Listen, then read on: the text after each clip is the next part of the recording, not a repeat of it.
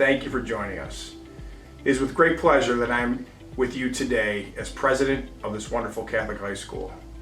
As we move toward the end of the academic year, I'm proud to say that our school has achieved many positive milestones and accomplishments. Firstly, our school has maintained a strong commitment to academic excellence.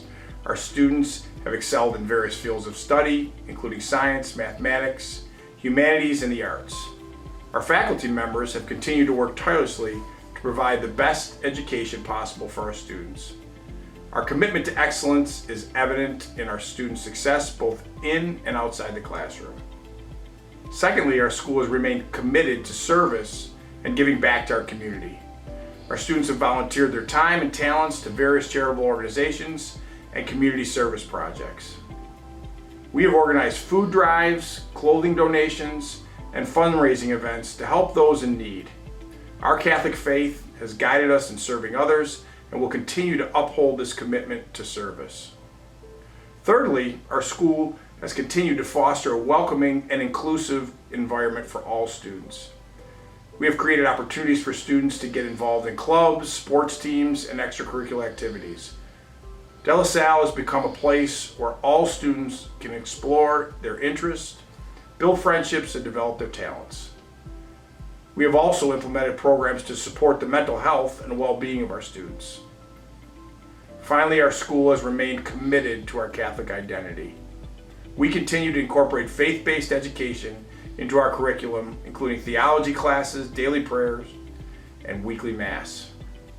Our community is rooted in the Lasallian values of love, compassion, social justice, and service, and we will continue to promote these values on a daily basis. You're going to hear from several of our leadership team who are dedicated to forwarding the mission of De La Salle Collegiate.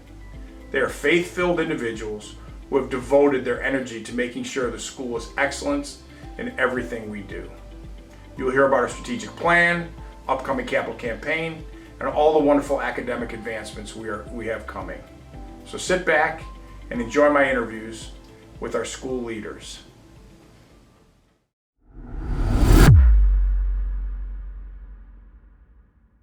Roma, I just want to ask you a few questions about the board's role in the school, and if you can let people know what they should expect from the board and how the board acts within De La Salle. Sure. Well, the board at De La Salle is made up of a very diverse group of people. The membership is made up anything between, in recent years, between 12 and 16, 17 folks. And they are folks who come from a variety of different backgrounds. We have lawyers and we have members of the Christian Brothers. We have alumni, we have parents of former students, folks with a background in education and in business. But I think the most important thing that I think needs to be stressed is that the board of De La Salle is made up of a group of people who give of their time and their passion and their energy because the thing they all share in common is they have a real commitment and passion about the school. They believe in this school, and I think they believe even more importantly in this school as a Lasallian school. It's part of something really exceptionally special in, I think, within secondary education. It's part of a tradition that's existed for over 400 years of folks who are dedicated to providing a Lasallian education that's a combination of bringing academic excellence and spirituality and a commitment to achieving the mission of John Baptiste de La Salle. So the board are made up, that's the thing that they share in common, even though they bring very different talents and skills and experiences. Our current board is made up of a fairly large group of people who are alumni of the school, and some of them are alumni who have just graduated within the last 20 years, and others are folks who have graduated over decades. The important role of the board is to provide the oversight in terms of the governance of the institution. We are not that we are not interested or concerned about it, but we don't have a role in the day-to-day running of the school. That is very much reserved for you and your administration, the faculty and staff who are the ones providing the education for the students in our school. So the board's job is to provide oversight.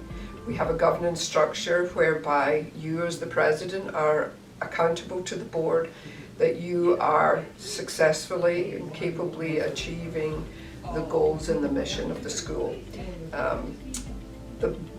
In recent years, one of the things we have moved to, and we'll be talking about this I know a little bit more, but in the context of this time of what I think is real opportunity, but it's a pivotal time in the school where we're moving into a strategic planning and capital campaign, is the board has created a structure of 5 different committees that will be staffed by board members and chaired by board members, and will be staffed by folks that you and folks in the school administration think are the best people within the school and within our larger community of stakeholders. And our job will to be provide support and insight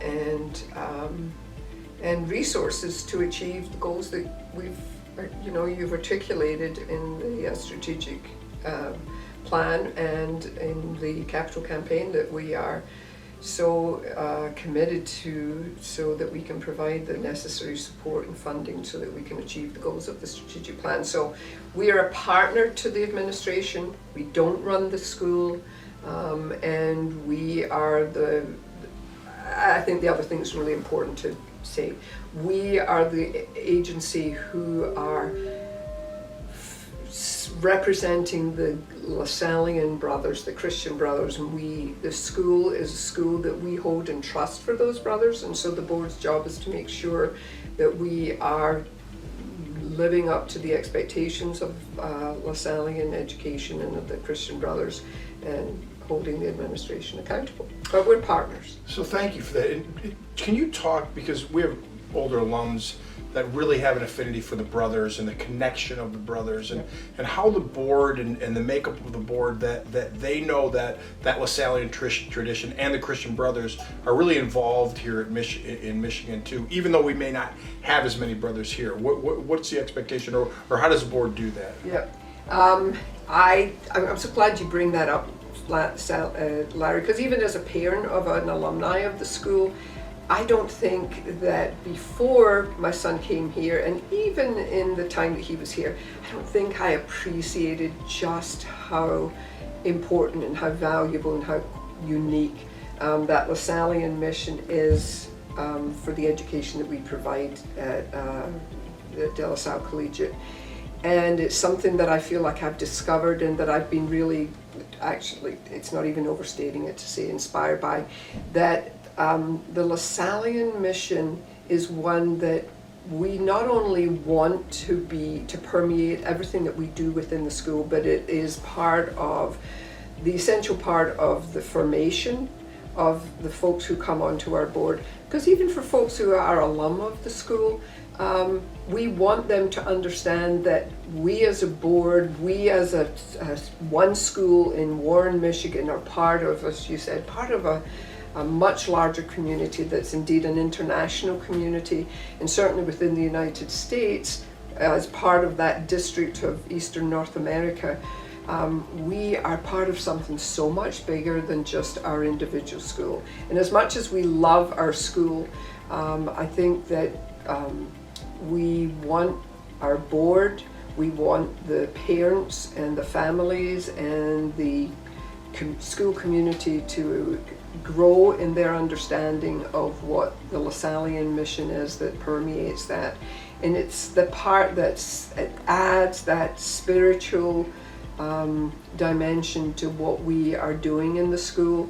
So it's not just about the boys exceeding or excelling and meeting their own expectations in terms of academics or sports or culture or the arts, but about them growing spiritually as young men, as members of the community. And that's, I think, something that the board, whether you are a 50, you graduated here 50 years ago or you graduated here 10 years ago, it's something that as a board we want you to continue to grow in an understanding. You and I just attended a conference last week where we were, I think, just so inspired by listening to the brothers who were at that conference talk about their most recent chapter, their most recent coming together of the brothers and their partners in the larger community to rethink and reimagine what sort of spreading that Lasallian mission and the tenets of it is all about. And we, as a school, as an administration and as a board in the school, want to be sure that we bring that message back, that the brothers have given so much thoughtful attention to. We want to bring that back and make sure that we continue to to develop and grow that in the school.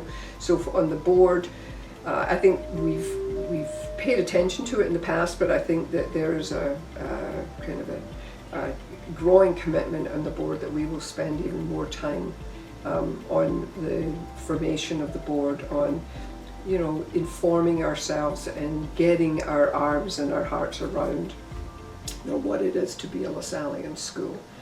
And I know that that's something that within the school that you all are very much committed to, and is why we have the resources that we have and that we continue to grow, that are committed to growing that LaSalle, that understanding and that practice of Lasallian spirituality and mission. Well, I appreciate that, and formation, I know, is so important to you, and obviously conveying that to the board members. It's much harder, I believe, for board members because they're not here on a day-to-day basis too, and I know you've made a commitment to that. Can we shift a little bit to the strategic plan, because we spent a lot of time on it over the course of last year and effort, and just talk a little bit about how you feel about the strategic plan and the board's role that you see in our strategic plan as we move forward in the next 3 to 5 years. Yeah, I think our school, the Salle Collegiate, just like any strong vibrant community, we need to recognize that no matter how well we may think that we have been doing in the past, and no matter how wonderful an experience or that folks have enjoyed at the school, we need to constantly look at ourselves, look at whether we're meeting the needs of the community that we serve, that we are recognizing that the world around us is changing, that the demands on our boys are going to be different from what they were when you graduated or where some of our older board members graduated. And so strategic planning is one of the most powerful mechanisms that a healthy organization deals with that need to reinvent itself. And it's not about changing your essential commitment to your mission, but it's about recognizing where you need to expand, where you need to grow, where you need to develop, and how you bring the resources to bear to actually make those, those changes that you want to have happen, make sure that they do happen. So strategic planning is something that has been worked on by the administration with the commitment and support of the board over the last couple of years, first of all, examining where we were at, what are the unmet needs or the needs that are new that we, even as in our generation, recognize, even though we maybe don't understand and appreciate as much as our children do. Technology has changed the world that we live in, right? So however excellent the education is that we were providing to students 10 and 15 years ago, they can't possibly be meeting the needs for not just for the technology that demands of us now, but going forward for the next 10, 15, 20 years.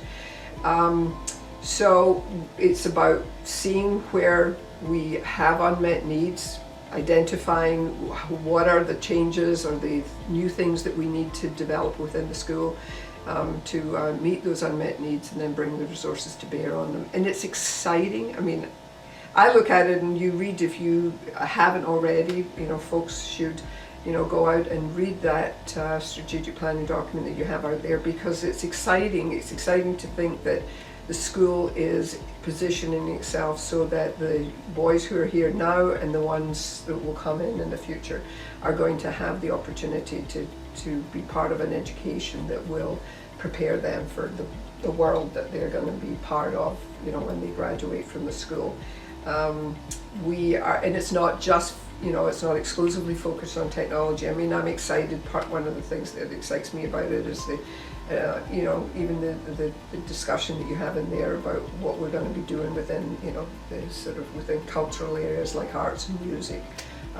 We have a lot of unmet need in athletics. We are a school that has a proud history and of athletic, you know, achievements, but there are so many more ways that we could, you know, improve our resources and our facilities to make sure that the boys, whether it's the boys who participate in a sport that they're going to win a state championship, or they participate in a sport that they love and they have a passion for, that they'll be able to do it better than they do currently. So, you know, the major points of that strategic plan are ones that I think reflect a real, you know, a really systematic examination of what we do well, where we need to grow, and where all of our unmet needs are, and how we're going to remake the school so that it is a school that for the early 21st century is going to meet the needs of our boys. Thanks. And I appreciate the work that the board does and the support that they have on the strategic plan and how we got to where we are and what we're doing, you know, and that's led us to really this capital campaign that we're moving into. We've already started, but really just discussed with a few people. And I know there's three categories that we're really focused on, and I've talked about them, you know, but number one obviously is technology and our engineering program, the STEM program, we call it STEAM, when you include the arts too, as well as our endowment need to continue the school, and some athletic needs that we really are imperative to continue the successes that we have. Talk a little bit about, if you would, for me, the board and their commitment to what, or how you see the board's role in the commitment to the capital campaign, if you would. I think the board, I mean, partner is the best word that comes to when it comes to the capital campaign. I mean, clearly we have a capital campaign committee. You have a group of people within the advancement office. You have other stakeholders, members of our larger community that you have part of that committee. And I think the board's role is our job is to carry that message and to actively, you know, identify and work to communicate the importance of the financial support and the support of the resources that we need to bring into it. There are folks from the board who are on your capital campaign. We have our capital campaign committee that's a board appointed committee, sort of separate but partnering with the administrations on advancement and capital campaign to make sure that, you know, the board, in a sense, I look at it, particularly for the board members who are alum, you know, we have a community, a large alumni community, not just the young men and older men who were at the school themselves, but they're, you know, the families and the communities that they are part of, either professionally or, you know, familiarly through their own families. We need to, as a board, be part of communicating strongly at every opportunity that we have to that larger group of the De La Salle community, the stakeholders, the people who care about the school but perhaps don't understand that the support that they can offer to the school is as important as the work that folks are doing on a day-to-day basis within the school. And I think, you know, there are various stages that you will have in the capital campaign letter, but I think I would want when people listen to the state of the school message, that they understand that no matter how modest their support is, that any support that they can offer is critical. So for the alumni that's only graduated 10 years, you know, their ability to financially support the school is more limited perhaps than somebody who's an established professional, has been out for 40 years. But by supporting in a way that is commensurate with what your, you know, abilities and resources are, you're essentially just growing that community of people who are making a statement that, our support for the school translates into something really tangible and something, financial, but something also maybe in terms of your talents. So I think the board's role is to be, we don't, have the ownership of the capital campaign in the sense that we're the ones that are defining the specifics and the terms of it and the phasing, the rolling out of it. But our job is to make sure that we become the strongest possible kind of supporters and spokespersons for that capital campaign. And so as we go through the different phases of the capital campaign, that whatever role individually or collectively the board can play in supporting the appeal and the messaging about how important it is that our community stakeholders provide us the support that we need to make achieving the strategic plan possible. That's the important job the board has to play. For all you're doing too. I mean, I don't think people realize the time and the commitment that every board member has, but especially the chairman, especially what you have too. I mean, I've been able to spend some time with you and get to know you over the course of the last year at different functions. And I will make the pitch that there's a lot of testosterone, as everybody knows in this school, and I speak on behalf of all the female staff members and currently the only woman on the board. There's an important role to play within the school community if you're a woman, and one of my hopes is that by the time my term is up on the board, that there will be some more women back on the board, and the board will continue to grow to be a board that really reflects the larger school community that we are. And I think even the alumni of the school would all acknowledge that their mothers were probably just as important as an influence in their LaSallian experience as anybody else within the school. So for the past 100 years they have that too, and we need the women and the mothers too. So thank you for your time and everything you do for us too and do for me too. I really appreciate it. Thanks. Thank you. Good.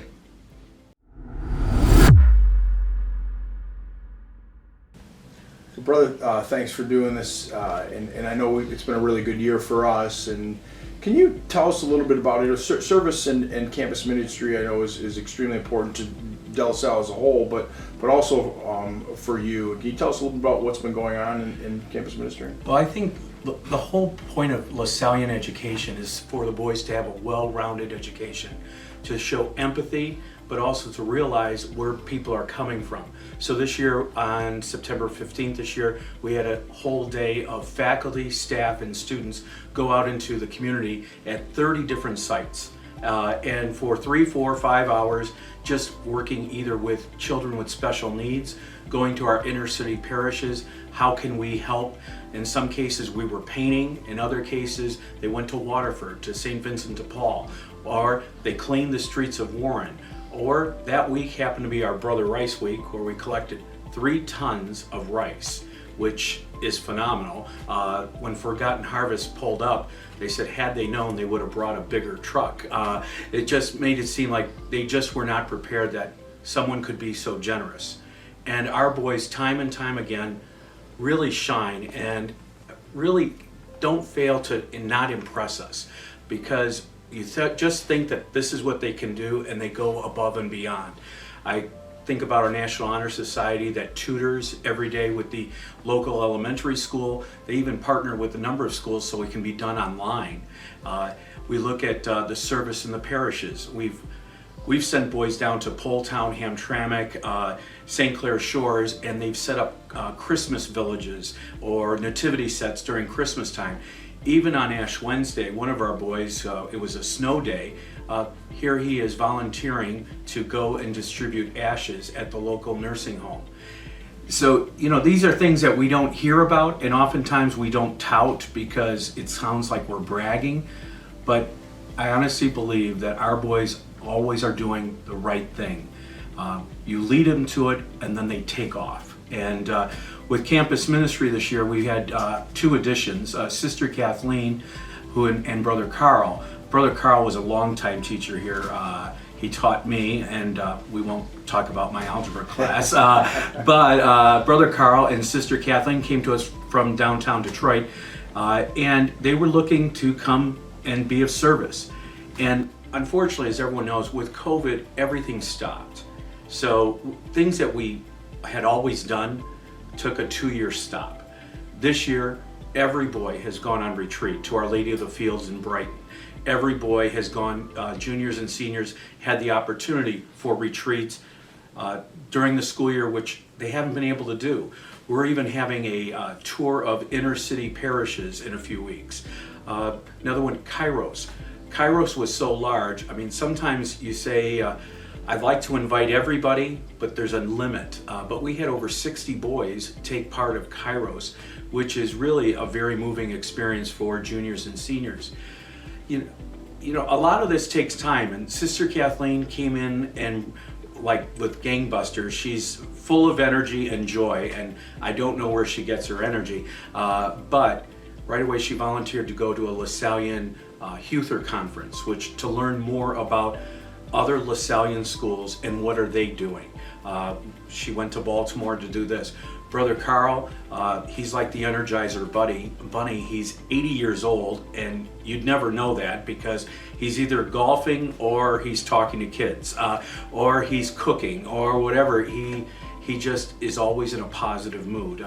The other night, the CBA, group, we just have, I really believe, good people doing great things. I certainly agree, and I'll tell you, the service day was just a phenomenal thing, and I know we're gonna continue that. And I got so many compliments from all those places that we went, and how great our boys were, and how much work they got done. And thankfully, you were able to visit a number of sites, and and I know we send people out, but even the boys, we had so many boys that even some stayed here, and they thought, oh, well, the work that we'll have them do will probably take 3-4 hours. It took them an hour and a half because they came ready to work. And we just didn't think that all that energy would be like, here we go. When they went to Hamtramck St. Florian's, remember the parish said, oh, we got to take a punchki break now. This is Union. And it's kind of funny. I don't know who got more out of it, the boys or the people that were there. And I think both of them really benefited, and I certainly agree. But let's go back and talk a little bit about our students then, and especially academically, some of the things that you're proud of, what's been happening, especially over the last year, and what you're seeing from a growth standpoint. Well, first and foremost would be last Monday's honors convocation. And we had over 750 people at Zuccaro's, which that was the largest gathering I've ever seen for an honors night. But 48 of our boys received their robes for National Honor Society. And National Honor Society isn't just simply grades, it's also community service, it's also what are you doing in your community, etc. And the number of boys who received awards was just outstanding. You walk around the school, and oftentimes people will say, what's your biggest problem at De La Salle? And I said, haircuts or tucking in a shirt. The boys, once they're in class, they're engaged, they are, based on what do they need to do, and we look at what's next. Personal finance came in last year, Mr. Short taught that. Next year, the state of Michigan now has that class mandatory, but De La Salle was ahead of that. We look at our engineering and where are we going with STEM and things like that. The idea is, if you're not moving forward, you're moving backwards. And I believe that we're looking at things and just saying, there's a lot of great things happening. Our AP classes are larger than they've ever been. And in some cases, we've had to say we can't take anymore. But on the other side, we still have classes for 4 or 5 students. Where else in Michigan could you get a class for 5 students? And the boys are doing well.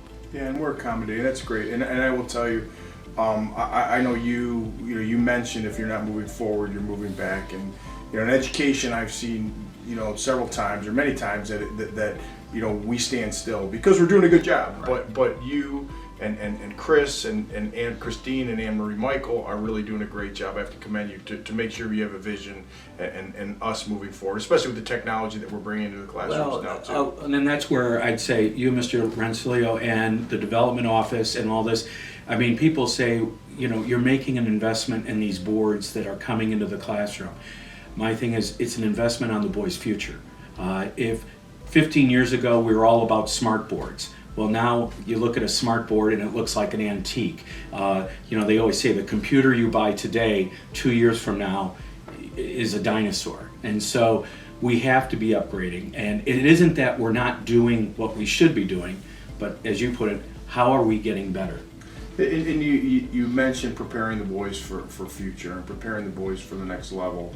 How do you say we're doing this internally, and why would you say that we are doing it? I don't want to say better, but differently than a lot of other places. Well, I think one, we look at like anything, national scores. Our national scores are higher than our competitors, whether it's public or in the Archdiocese of Detroit.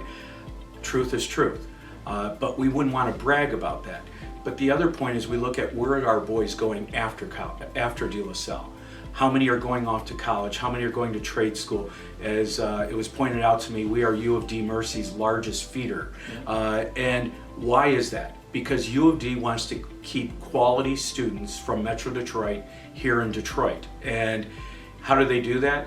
They have to recruit. 6 of our boys right now are doing dual classes down there at night, going on Monday night, Tuesday night for business or marketing or whatnot, and they're getting college credit. I look at our group from DECA, who's competing this weekend down at the Renaissance Center.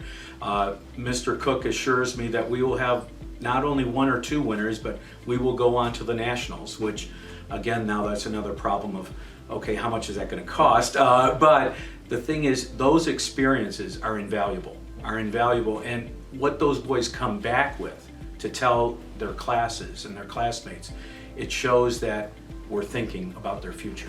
Well, I certainly appreciate what you have done with the partnerships with these universities and how we continue to grow with that too. There's so many times that we have young men walking through these hallways that are looking at our school, and what do you say to them? Say why do they want, or a parent, why send their son to De La Salle? What separates us? Well, obviously I wear the habit for a living, but I think LaSallian education is more or less what we'd call the whole person. Not only the head, but with the heart. Teachers know our students by name. They know their story. There's a connection. I'm not saying anything negative about larger schools, but our boys know that they're cared for, that at any point they can go to any teacher and tell us what's going on. I came here from the city, you're a graduate from here, and why did we come back? Because we knew that that's what De La Salle represented. And when you walk into the building, so many of our visiting families will say, there's just a feeling here that there's a brotherhood. Now, it may sound a little corny, but just last Thursday, there was a family who walked in and they said, our son never thought of a Catholic high school. He says, but after the last hour, he just said, this is where I want to be. And one, that validates what we're doing, because that means what we're doing, people can see it. But at the same point, you know that we're reaching the boys internally, making them a better person. They come to us from great families. Our thing is, how do we nourish that? How do we more or less support what they're being taught at home? That's great, and I truly believe that and see that every day when I'm here. And you're right, it's amazing how within an hour, a young man really could get the feeling, and that says a lot about what you're doing, what we're doing here in the institution, and I appreciate that. Lastly, because we have a lot of people that, especially alums that have been around for a while, and tell us a little bit about the brothers that are here and the Brothers House and the community unto itself. Well, the brothers, we kid with each other because one, St. LaSalle said you're brothers, and I don't know about you, but at times my brothers could drive me nuts and I could drive them nuts. But the thing is, the mission of the brothers is more or less of service to the school. Our community is by and far, we're aged like every other group. However, Brother Robert is a minister of presence. He's here every morning greeting the students. He's at every basketball game, football game. He'll go to every sports events, moms, the CBA and the Dads Club. Brother Carl is 80 and he is in campus ministry. Brother Joe, if there's a boy who needs to learn something and tutoring, he said, I can take a Latin course to help this boy last year. Can I do that? I'm like, be my guest. Brother Xavier is still walking the neighborhood. He taught me chemistry, and he never stops. And even Brother Jerome, who many of the past alumni had him for English, he just turned 91 and still reads like a hawk. Now we have Brother James in our house, who's is on sabbatical, and next year we're looking forward to, by early November, a brother from Australia. He will be with us at least 2 years, and he'll volunteer here at De La Salle, but he'll be on studies downtown. But that will help with campus ministry, and just having, as I call it, a young 37-year-old in the house really gets people going, because now there's someone staying up past 9 o'clock. And so they, I have to tell you, I'm one of those people that likes to go to bed early. But when he was here, he came and visited for 2 weeks. And I introduced him to Rhett Rozier. A number of our boys were working out one morning, and he said, the boys here are extremely friendly. And he said, the provincial gave him a choice. You could go to New York or Philadelphia or Pittsburgh. He says, I'd like to go to Detroit. And he says, Detroit, why? Because, you think of Motown, and he says, the people in Detroit are extremely friendly. He says, everywhere he went, people say hello.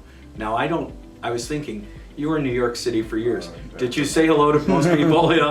But he says, traffic in Detroit, almost non-existent compared to the big cities. But it was more or less that spirit. I took him down to the Father Solana Center, and he wound up talking to some lady for a half hour, and I'm like, what are you talking about? He goes, we were just talking, but there's just this, I call it the Midwestern charm, that we in Detroit talk to everybody, where I think people are genuinely kind. Now, maybe we like to keep to ourselves, but when someone's there, we just love it. Greenfield Village. Now, this brother who came, he had never experienced snow, and he came at Christmas time, which was our brutal time. And he said, mate, he didn't know how to put on gloves, and it was kind of funny, but I think that will be great. Now and then, the brothers receive cards from the alumni, and they are most appreciative. Well, I want to thank you, brother, for all that you're doing, the community's doing too, and I think that we have become a great school, and continue to be a great school because of the leadership that you have. Well, I appreciate it too. I honestly feel it's everybody, because you're the boss, and it comes from the top down. But people will follow your lead. The other bit is, look at our faculty. The faculty, by and large, we do not have teacher turnover, so it says that all of us are in this together. It certainly does, and I'm always amazed by that, and our dedication of the teachers too. So thank you again. Thank you. So my name is Tyler Mearshart. I chose to enroll in this program just to kind of get better at my skills in making things and crafting things, and just being able to work well with other people. I'm Andrew England. I chose to enroll in the robotics program because I like working with tools and just working on things in general. It's something I enjoy. My name is Evan Kelly. I've chosen to enroll in robotics as I wanted to be an engineer. I think robotics would greatly help me in what I want to do and what I want to be when I grow up. My favorite part about this program is the ability just to make things and be able to use your own knowledge and actually apply it in a way that's real. My favorite part would honestly be the brotherhood we have between our team. We definitely have that, community, that spirit. I definitely just say give it a try, and even if you don't stick with it, it'll definitely be worth it. You don't really need any experience to join. It'd be an awesome opportunity to learn more about robotics and the brotherhood that we have between our team.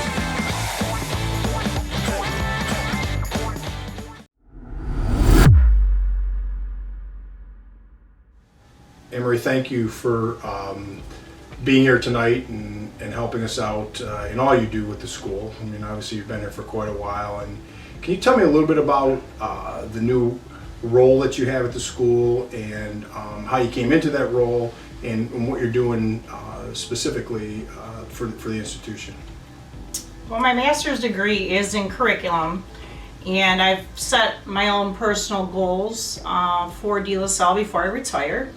And my last goal before I retire was to help with curriculum in some way.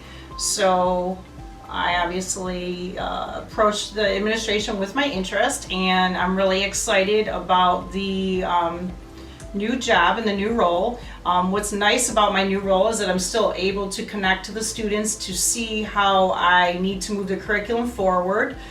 Some of my new roles are to continue to do research on our curriculum to make sure that we're the most competitive school in the area. I also work with teachers and department heads to enhance their classrooms. I do a lot of coaching and observations, and I also work a lot with research, trying to form partnerships with some colleges so that we can move our curriculum forward in the next 4 or 5 years. So you talked a little bit about curriculum. I want to also talk a little about the strategic plan, and you were a big part of that strategic plan and us moving forward in the curriculum end of it. Can you talk about some of the changes and some of the things that we're doing with regards to the strategic plan as we move forward? Absolutely. I think the most important is moving into our future here at De La Salle is really continuing to focus on 21st century learning skills, which are the 4 C's: critical thinking, creative thinking, communication, and collaboration, and making sure that our students have those skills and tools. So I've been doing a lot of research on STEAM and STEM programs. I've visited some schools in order to see where our school needs to move to make sure that our schools our students actually are fully prepared for the next level with the new technology, all these jobs that are going to be obviously being created within the next few years. So can you focus a little bit on engineering because of what a major part of it is in society today, and the technology and possibly our relationship with some of the universities that we have locally? Yes, I just formed a partnership with U of D, and we actually have 2 teachers in our building that are going to be currently trained this summer, and that's going to allow them to continue to move forward with their careers, but also help us with the engineering courses that are going to be added to our programs within the next couple of years. So do you see that as that relationship as growing, and do you see that, or tell me a little about that, the relationship itself and the growth of that, and how that is going to help our students, at the next level? What's going to help our students with the next level is hands-on, project-based and problem-based learning. Getting students to understand when they're in an engineering course or when they're in a math course, why, for instance, they're, why are we doing geometry? What's the purpose of geometry? Allowing projects so students have hands-on to understand how these specific skills are incorporated in many of our jobs today. So Annmarie, can you tell me a little bit about our curriculum and really what you believe makes it so special, and why a 7th and 8th grade young man or parent would really want to send their son to the school? What makes it special is that we are continually trying to enhance our curriculum by studying, doing research, incorporating programs in our school where we are allowing middle school students to come in to take, for instance, we have an algebra class at this point in time where students can get ahead of the curve. We also have, our robotics programs, we have our DECA programs. We're doing more with our alumni. We're bringing in a lot of different groups so students have the opportunity for internships, as well as our close-knit relationship relationships with our curriculum and our teachers, we're never stagnant. We're always trying to get better. That's why we're doing a lot of research at this point in time. We're adding a new technology course next year. We're adding an entrepreneurship course. We've added 2 more English classes, and we're just going to continue to do research to make sure that we're the most competitive school. We are very competitive right now. Many of the STEAM offerings, we already have that here at De La Salle, but there are a few areas that we need to continue to enhance to move forward. Also, our relationship building, our teachers, our faculty, our staff are all very highly qualified and engaging. On a given day, you see teachers in the building that are constantly engaging with our students, staying after school to tutor. Building those personal relationships, I think, are important, and I think that's what makes us stand, as well as our faith and as well as having the right people put in place. I agree with you on all those things, especially with regards to our teachers. And we certainly have what I believe is the best staff in the state of Michigan, and how they convey really the faith aspect is really a wonderful thing inside the classrooms, and I know you do it on a daily basis too. One of the things that you talked about was technology, and I know that through the capital campaign we are putting a lot of new technology into the building, into the classrooms, all the touch screens and the surfaces that our teachers are getting. Can you talk a little bit about how you see technology in the classroom and the enhancements that we're going to make? As I stated before, 21st century learning is a necessary tool. I've been a teacher for 25 years, and I can definitely tell you that my teaching skills, my teaching strategies have changed on a rapidly pace, especially when it comes to technology. Our learners of today's society are not students that sit in a classroom for 45, 50 minutes and just listen to an instructor provide lectures. We need more hands-on, getting them to participate and engage. So I think the new technology is going to allow our teachers to remove the physical barriers, really offering our students the connections to the real world. Furthermore, I think it allows our teachers to enrich our student experience by, again, providing this active participation and engagement and these necessary skills that they're not only going to need for college, but for most of the jobs that they're going to be entering into. So with regards to that and preparation for college and beyond, how do you see De La Salle separating ourselves from other institutions?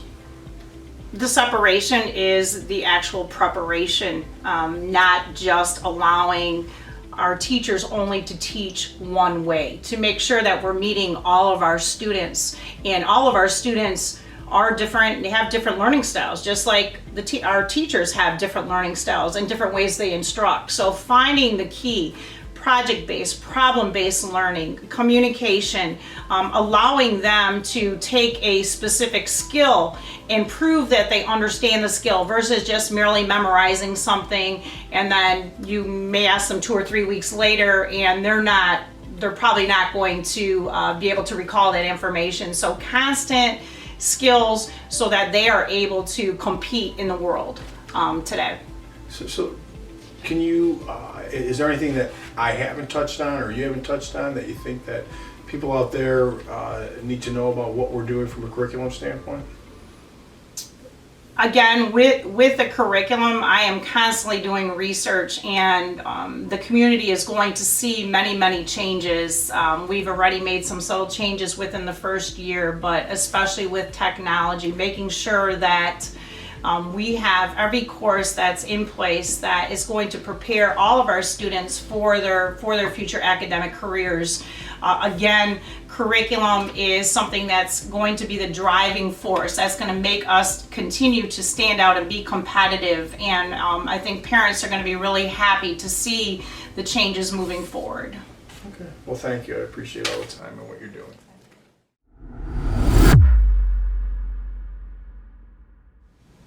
Zack, I appreciate all the work you're doing in the admissions department and really what you're doing out in the community to get our name out there. Can you talk a little bit about the enrollment, not only here and what's happening here, but also the trends that you're seeing out there? Absolutely. We continue to see an upward trend here in our enrollment over the course of the last 3 years. We also are seeing in my visits to our AOD feeder schools that their middle schools are starting to fill back up post-COVID, which is a great sign to see, because that will further the conversion rates of those schools, of our traditional feeders, but also non-traditional feeders that we visited over the course of the fall. We're starting to establish a lot of great relationships with other schools non-traditional to the area, and we're also seeing upward trends in those schools as well. So when you say non-traditional, what do you mean by that? One of the priorities of our department this year was to expand our demographic and to cast a wider net.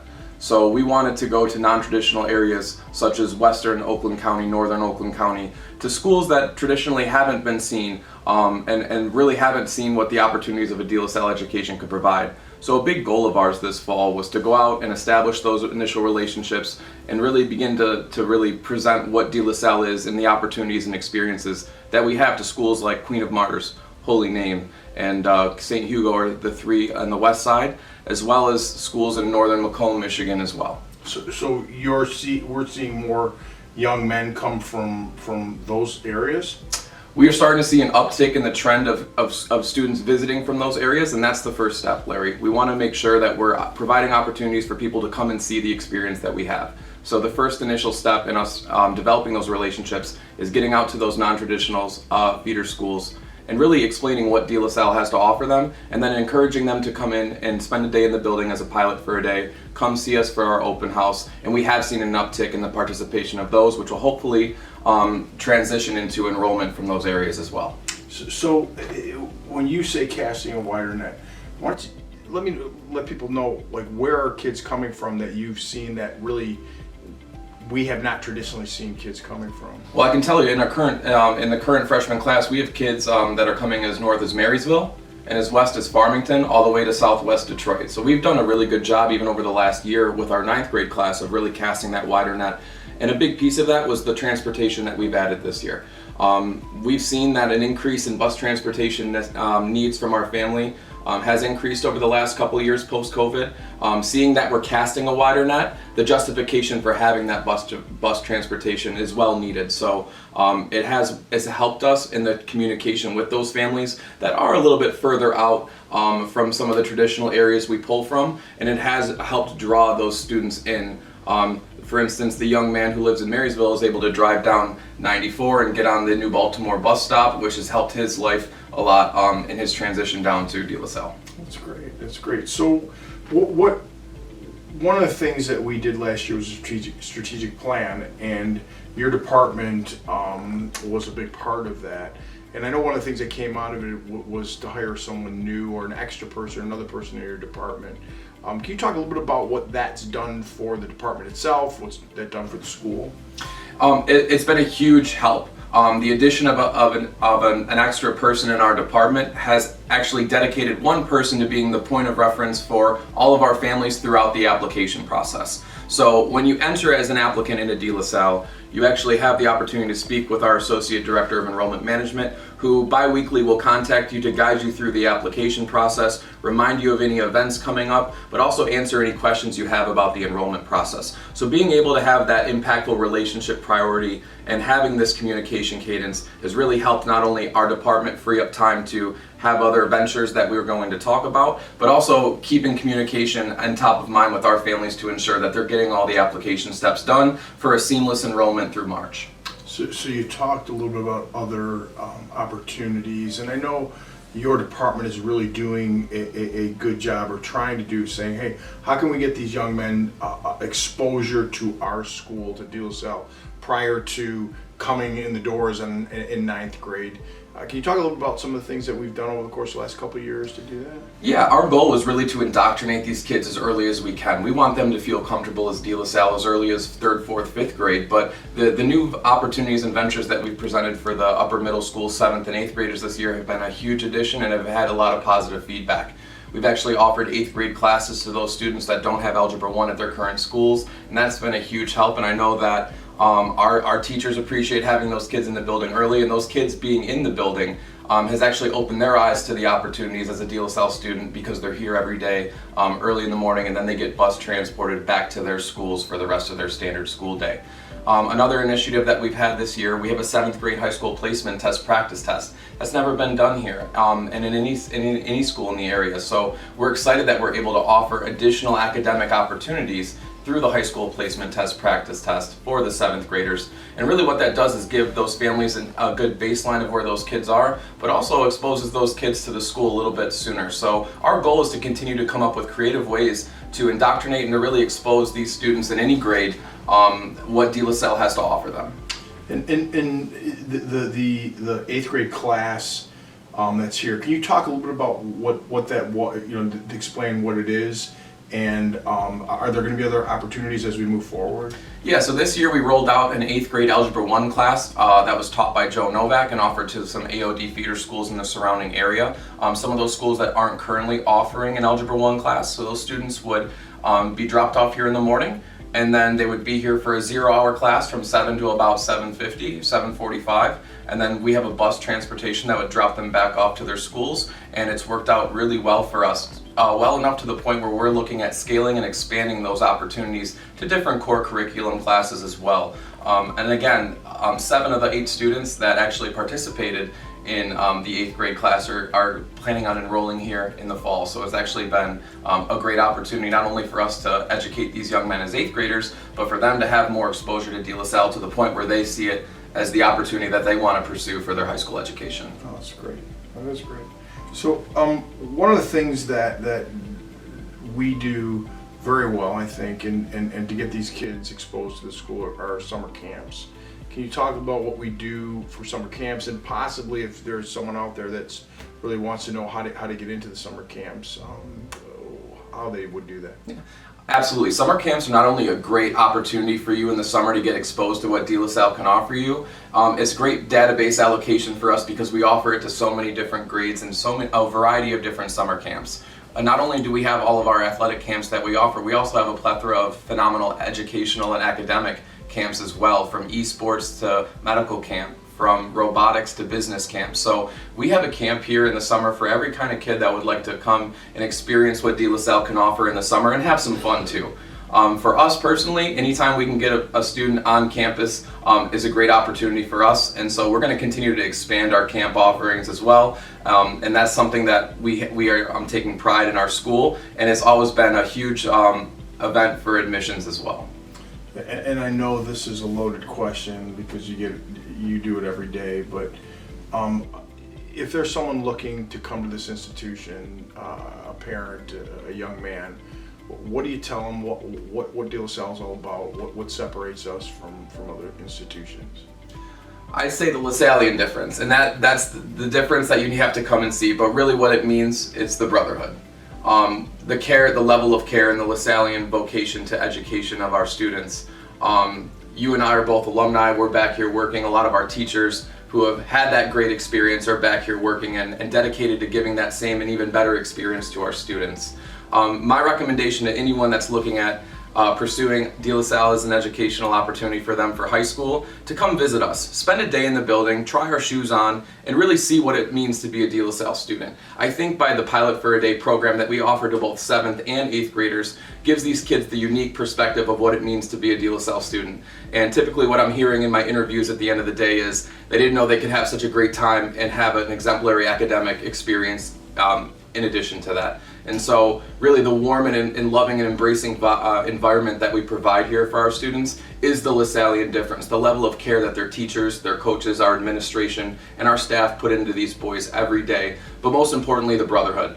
Every young man comes here from a plethora of different zip codes, but they all come here with one thing in mind. They want to be the best version of themselves. And that's the really common factor between all of our boys that bind them to the brotherhood. And then that expands obviously throughout the different activities, clubs, and sports that we offer here. But it really comes down to the relationship not only do the kids have with themselves, but the teachers with the kids and everybody in this environment holistically.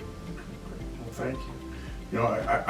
I think that your explanation is really, it's funny, it's really consistent with so many, I guess it's not funny, but it's consistent with so many people, and to understand it, you really need to experience it, and there are obviously tens of thousands that have experienced prior to you and I, but you know, we have such a great school, and obviously more kids are gonna experience it after, so thank you, Zach. Thank you, Larry. Appreciate the time. Go Pilots.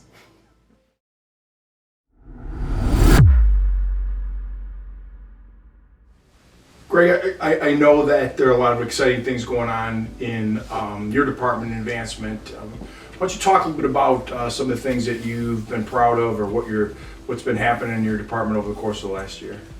Well, we've had a great year so far, starting out with some major gifts, which is big, but the big thing about the major gifts are that the alumni that made those gifts, they want students that we have now to have the opportunities that they had years ago. I can't believe how many alumni are just proud, and not only the academic part of it, the social, the life skills that they learned from the brothers and the lady teachers here, and they want to give back, and I think that's critical. I relate, and you and I have done a lot of traveling over the course of the last 2 years, and it's exciting to hear how many of those individuals really are excited, not only, like you said, about what happened when they were in school here, but excited about what's happening now. Can you talk a little bit about the reaction and some of the things that you've heard from alums when we've been out there? Well, I'll tell you what, there's no question we're on an upward swing. The alumni are more focused, I think, on the school. There's more networking among the alumni. They feel very good about the direction of the school. The academic part, you know, we're going to talk a little bit about the strategic plan and capital campaign, but our alums are fired up, and I think more so in a long, long time. I think that they feel they're united, and great things are happening at their school, which they are. They are, and I appreciate it. And a lot of it's coming out of your office. You talked a little bit about networking, and I know Dennis Cook has done a really good job of bringing some of these alums together. You want to talk a little bit about those organizations, and I think he has a new one this year too. He brought together. Dennis has done an incredible job bringing the alumni together. I mean, right? He should be. That's his job, alumni director. Right. But we have the law board, so to speak. We have the business group. We have the medical association, and the newest one you're talking about is the construction.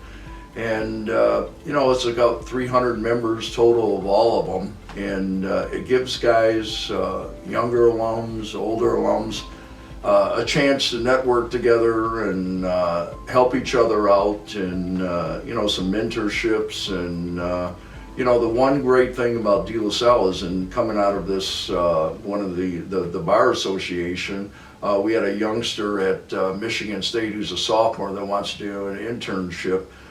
Dennis sent it out to the bar association. In a half hour, he had 7 attorneys say, "I'll take him on as an internship." So he actually interviewed with 5 of them, and he finally made his choice. But just the opportunity to have that is incredible, and our alums are more than willing to give back. So they're fired up, and it's a great thing. There's no question. Well, it's exciting to hear, and I know you and I talk about mentorship, and when we've traveled Chicago, San Francisco, I mean, just to see the older alums that are really taking a liking to and helping out. We have some 80-year-olds that were helping out 20-year-olds, yep. and put that connection that the school brings. And I know that we've seen that, and you continue to see that too. Well, you mentioned a little bit the strategic plan, the capital campaign. Can you talk a little bit about how your department has taken the strategic plan and springboarded it into the capital campaign? Yes.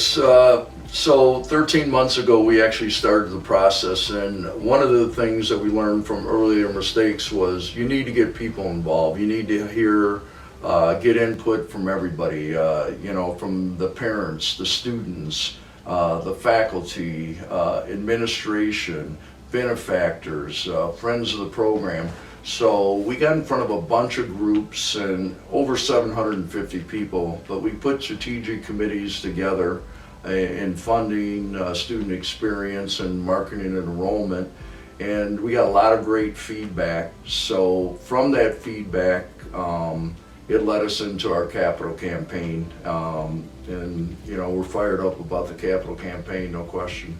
Well, there's some exciting thing happens, and I know we've been out talking to some people, raising some money, which is good, and obviously we're going to continue to do that, and send that message out. And I appreciate what you've been doing and what your department's been doing too. I know one of the things also that you've been focused on, and Dennis has been focused on the last year and a half, has been planned gifts. Can you talk a little bit about what you've been doing with that and the importance of planned gifts too? Well, the importance of planned gifts is that your future is bleak without planned gifts. I mean, it's a big part of moving the school forward. Endowment, planned gifts. So Dennis has done a really good job on planned gifts, but we've got now, we're not afraid to ask. And so we'll meet with our alumni, and there's so many mechanisms on how they can give planned gifts, insurance policies, making us the beneficiary, their trust, their estates. And so we've done, Dennis has done a really good job. We've got 7 planned gifts basically in the last 2.5 months, but it assures the future of the school. And we had basically a seminar about a month and a half ago. We had 20-some people attend, and we found out that we're in people's trust and wills that we never even knew we were. So that's a good thing. But we're making a lot of phone calls and sitting down.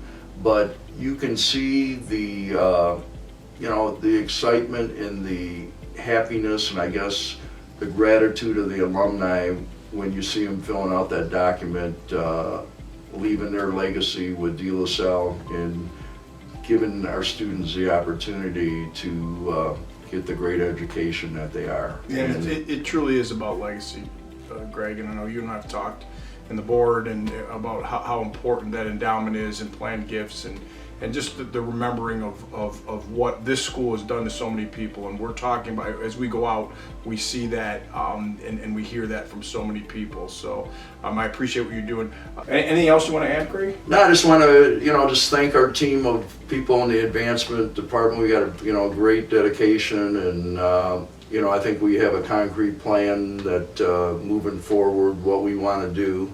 And I think there's a lot bigger and better things that are going to happen at De La Salle. And we just, our alumni, you can get a hold of me, 541-6254. I'll be more than happy to talk to you about a gift or anything that you'd like to talk about. But, we got to raise $10 million, and we'd like to do it in a short amount of time. Oh, great. Thanks, Greg. Thanks for all the things you're doing, too. Your department's doing great, too. So Thank you. I appreciate it. My name is Annmarie Jackson. I chose to just join the Esports team because I like to play games. And I decided to join this program because I seen it was a fun program and I like playing the game. So I chose to enroll in this program because one, I already play video games a lot at home, and then two, Mr. C, our coach, he really helped me a lot. Told me if you want to join, I can make it happen. My favorite part is the community and the competition. Excel to a point where I can actually get a scholarship, and it actually helped me with my communicative skills. Being able to communicate well with the team even under stressful situations, and then a lot of camaraderie, a good team effort. If you have interest in esports, and even if you don't, and you just want to try something new, it's definitely worth it. Just stay on your work and continue to be great real pilots.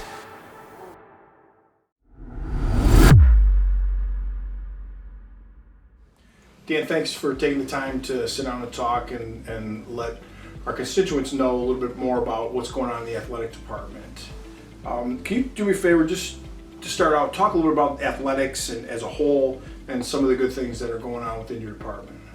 I think that the one thing is we continue to grow our athletic department and to meet the needs of our student athletes and to give our student athletes an opportunity to achieve their goals while they're in high school, get the best out of their education, be ingrained with our De La Salle community, and also if they actively want to pursue an opportunity to compete at the next level, we're putting things in place so they have that. And we continue to make some renovations to our athletic department. We upgraded our training room with a great donation from an alum this year. We changed it all out, painted it, new cabinets, new equipment.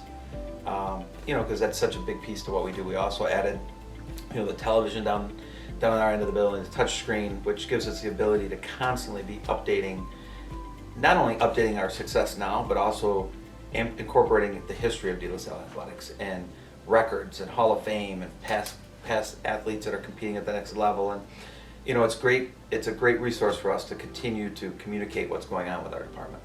Can you touched a little bit upon obviously the new training room, but I know you have spoken many times about what separates us as an athletic program outside of on the field. What we're actually doing, what you're actually doing within our programs to make our athletes not only better at their sport, but better athletes all around. Correct. We, one of the big things that we did this year is we really developed a relationship with Ascension Hospital. And as we have our own, surgeon who comes in, orthopedic surgeon who comes in, works with a team of people, but he comes in every Monday and meets with our athletes that have injuries, sees student athletes that have injuries over the weekend. We also have Dr. Raymer, who's a chiropractor, soft tissue type person who comes in and works with our athletes on Wednesdays. So we're continuing to develop, the resources that our kids need to compete on and off the field. And I just think it's so important. So every time I have a student come and visit our school, when a freshman walks in my office or an 8th grader walks in, he's shadowing, I say, listen, I can promise you right now, we will do everything we can to help you meet your goals when it comes to athletics. Do me a favor and go down to those hallways today and feel the brotherhood and feel what goes on here in the school, so you want to be here for all the right reasons. And when you do that, you're going to have an incredible 4 years. And I think we're growing on that, we're building on that, and making the connection between athletics and academics. Dan, can you talk a little bit about the success of our teams and the athletes? And not only touch on that, but can you touch on how they're furthering their career also when they leave De La Salle? Yeah, with our 13 varsity sports that we offer at De La Salle, we have over 78% of our student body participating. You're talking over 400 student athletes playing at least one sport. And, those athletes are taking our programs to a whole other level. I mean, this year alone, last year we come off our great basketball state championship and we had great runs with our spring sports, and then we led into the fall with a football state championship, soccer districts. Tennis was 1 point away from qualifying for state this year. Our cross country team has improved. Hockey team came back again this year after being, in the Final Four last year to winning another regional.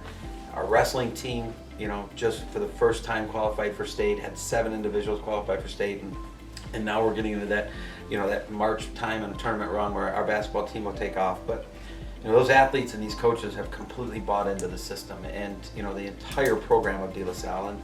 And our kids when they come here, they know they're going to be given the opportunity to compete with the best and be given an opportunity that some other schools might not offer, and the expectations are high, and that carries over to these kids' opportunity to play at the next level. I mean, we had 26 student athletes sign letters of intent to play college athletics, and that ranges from baseball, basketball, football, soccer, golf, track and field, and we honored all those athletes with signing days this year. And it's incredible to bring their families in and see how much their hard work over 4 years paid off for these seniors.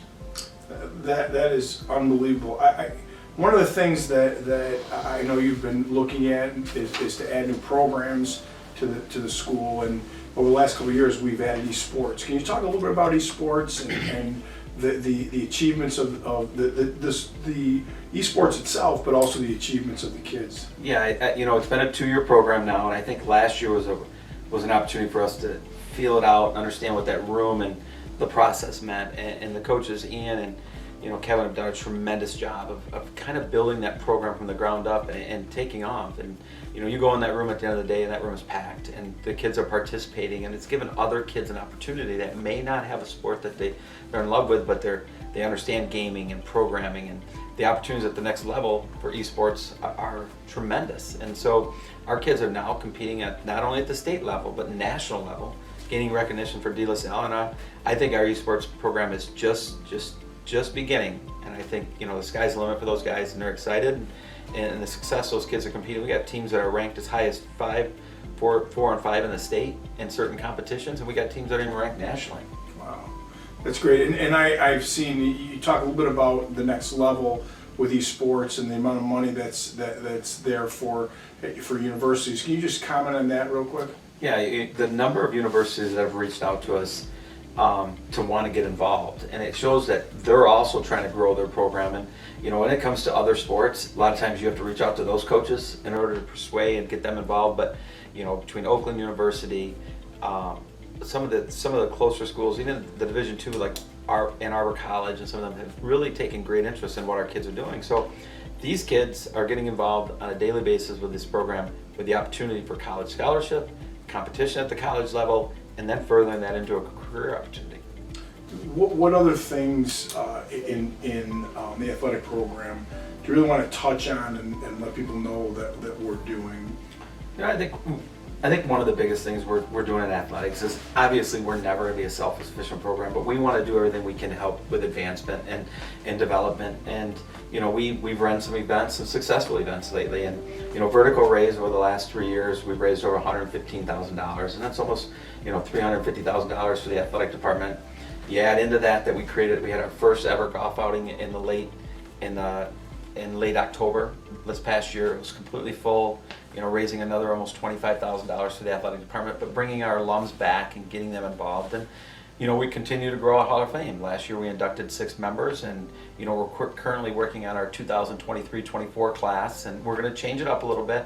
We're going to do an event in the winter this year instead of doing it in the fall, so we can do it at a basketball game and honor some of the winter sports. And you know, I think not only do we want to give the new kids and the kids that are coming to De La Salle, you know, an opportunity to be successful, but we also want to honor the tradition and the alumni and make the connections and tie everybody back together, so we can continue to grow our department, continue to be a benefit of the school, and continue to be an extension of the education, and just make this experience incredible for our kids.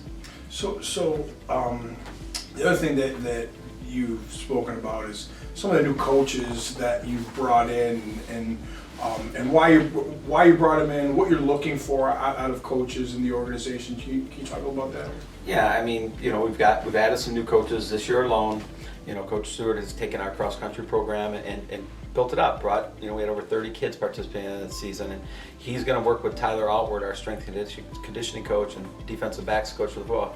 They're going to run our track, and currently we have about 90 kids interested in back out for track, which is great. We've always had a strong track program at De La Salle, and Dom, you know, left here to take another career, and Dom's a great guy, and we appreciate everything he's done, but we're looking for them to buy into the complete program. And Coach Stewart has his cross-country kids in the weight room lifting on a regular basis, and I don't know if they've ever done that in the past, and those kids are now excited about track. Tyler's buying into it. You know, Chris just came back and is going to lead our lacrosse program after being here back in the early 2010, 2013 time. He was here coaching and did a great job for it. So, you know, our coaches understand that we're going to provide them with the resources they need to be successful, so they can focus on the X's and O's and giving the kids the opportunities they want. Well, thanks. Thanks, Dan, for everything you're doing. I know you've had a lot of success in the program, and you know, we appreciate the leadership that you have put into that, and I know that we're going to continue to grow with you. So I appreciate you taking the time to let people know. Thank you. I want to be a place where I think making a difference is important, and we realize that. And I think the school has taken leaps and bounds over the last 3 years. We hope to continue to be a part of that and to grow that. Well, thank you. Thank you for watching our annual State of the School address. I'm fortunate and grateful to be part of such a vibrant and successful Catholic high school community. Our commitment to academic excellence, service, inclusion, and faith has made our school a place where students can grow intellectually, spiritually, and emotionally.